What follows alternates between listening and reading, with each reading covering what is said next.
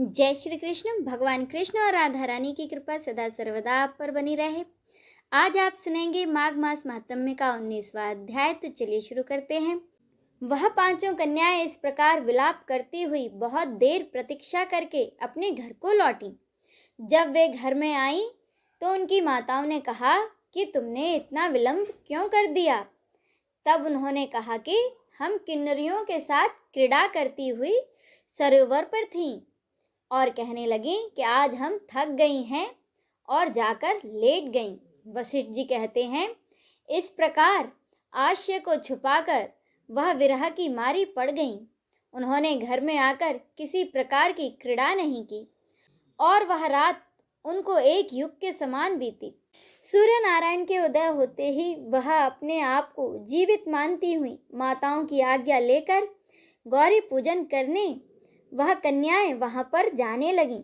उसी समय ब्राह्मण भी स्नान करने के लिए सरोवर पर आया। उसके आने पर कन्याओं ने उसे देखकर वाह वाह किया, जैसे कमलनी प्रातःकाल सूर्य को देखकर कहती है। उसको देखकर उनके नेत्र खुल गए और उस ब्रह्मचारी के पास वे सब गईं और उन सब ने आपस में एक दूसरे का हाथ पकड़कर चारों तरफ से उस युवक को घेर लिया और कहने लगी कि मूर्ख, उस दिन तू भाग गया था लेकिन आज नहीं भाग सकता। हम लोगों ने तुमको घेर लिया है। ऐसे वचन सुनकर बाहुपाश में बंधे हुए ब्राह्मण ने मुस्कुराकर कहा, तुमने जो कुछ कहा सो ठीक ही है, परंतु मैं तो अभी विद्यार्थी हूँ और ब्रह्मचारी हूँ। गुरुकुल में मेरा विद्याभ्यास अभी पूरा नहीं हुआ है। पंडित को चाहिए कि जिस आश्रम में रहे उसके धर्म का पालन करे। इस आश्रम में मैं विवाह करना धर्म नहीं समझता और अपने व्रत का पालन करके और गुरु की आज्ञा पाकर ही विवाह मैं कर सकता हूँ। उससे पहले मैं विवाह नहीं कर सकता।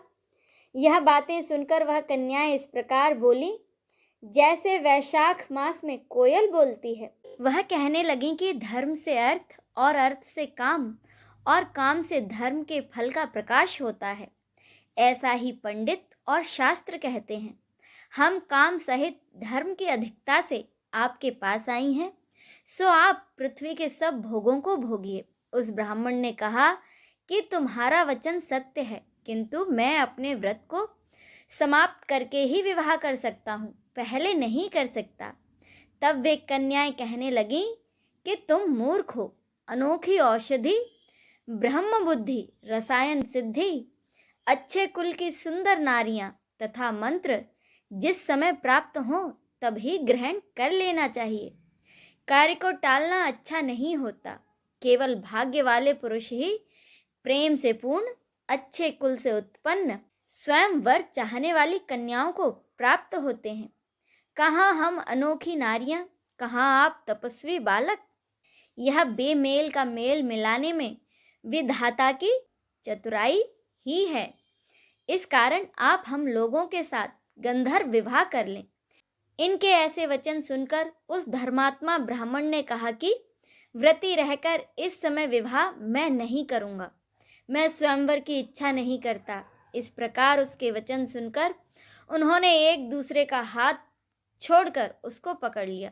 सुशील और सुस्वरा ने उसकी भुजाओं को पकड़ लिया। सुतारा ने आलिंगन किया और चंद्रिका ने उसका मुख चूम लिया, परंतु फिर उसने क्रोधित होकर उनको श्राप दिया कि तुम डायन की तरह मुझसे चिपटी हो, इस कारण तुम सबकी सब पिशाचनी हो जाओ।